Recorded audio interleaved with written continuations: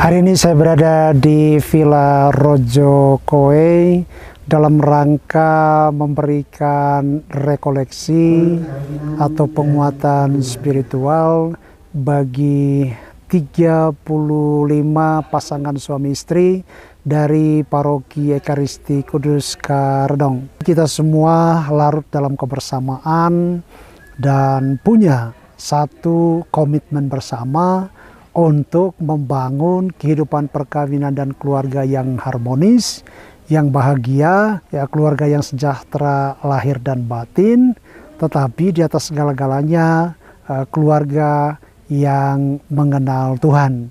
Kami memang mau merayakan syukur 25 tahun berada di Keuskupan Ruteng, secara khusus di Paroki Ekaristi Kudus Karedong. Dan dalam keseharian bersama dengan umat, kami melihat bahwa apa yang bisa kami buat untuk itu umat Paroki Karedong. Lalu kami pikir kalau kita buat kegiatan yang hanya hura-hura mungkin tidak terlalu itu, tapi kita pikirkan untuk yang masa depan gereja, terutama anak-anak, lalu remaja, OMK, lalu pasangan suami istri yang masih muda, karena mereka yang akan menjadi harapan masa depan paroki. Lalu kami pikir, tapi kami tidak sanggup buat besar-besaran, tapi kami pikir coba saja, kita coba kecil-kecilan.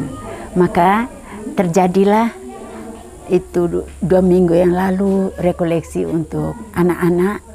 Ya, kami kumpulkan anak-anak Miss Dinar, pokoknya semua anak, kurang lebih 150 orang, ya. Lalu sekarang ini untuk pasutri muda, nanti tanggal 3 Mei untuk OMK. Dan itu yang kami harapkan supaya dalam keluarga Katolik itu sungguh-sungguh supaya nampak hidup rohani dari seorang Katolik itu seperti apa.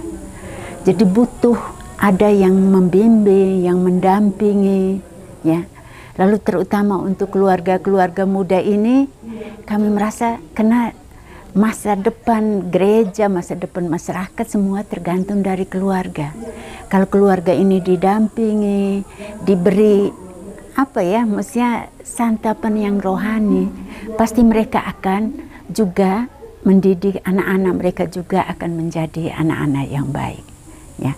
Maka tercetuslah dengan itu rekoleksi orang muda ini, dan kami berterima kasih karena Romo Blas mau menanggapi ini dengan sukacita, dan Romo mau membagikan itu segala yang dimiliki untuk keluarga-keluarga ini. Dan saya melihat bahwa ke depan ini saya harap paling tidak keluarga yang sekarang ini ada, mereka akan menjadi keluarga yang baik. Kita juga mengadakan adorasi bersama, dan juga kegiatan ini ditutup dengan misa bersama. Kita berharap bahwa semua yang didapat dalam kegiatan hari ini berguna bagi kehidupan pasangan suami istri ke depan, di dalam membina hubungan suami istri yang harmonis, bahagia, sejahtera lahir dan batin. Dengan kegiatan ini kami sepertinya dibekali kembali, diingatkan kembali akan makna dari hidup berkeluarga itu sendiri. Kegiatan-kegiatan seperti ini harus berkelanjutan untuk sebagai suami dan istri kita mampu kokoh, kuat secara spiritual, kita mendekatkan diri kepada Tuhan, agar kita sebagai suami dan istri mampu menghalau, mampu mengelola setiap persoalan yang terjadi di rumah tangga yang begitu kompleks, yang datang dari dalam diri dan juga datang dari luar. Jika kita kuat bersama Yesus, maka apapun tantangan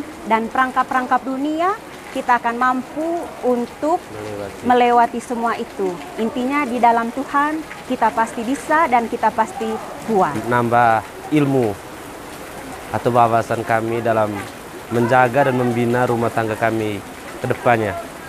Pagi itu dia bangunkan saya, Tuhan bangunkan saya. Harus bisa pagi.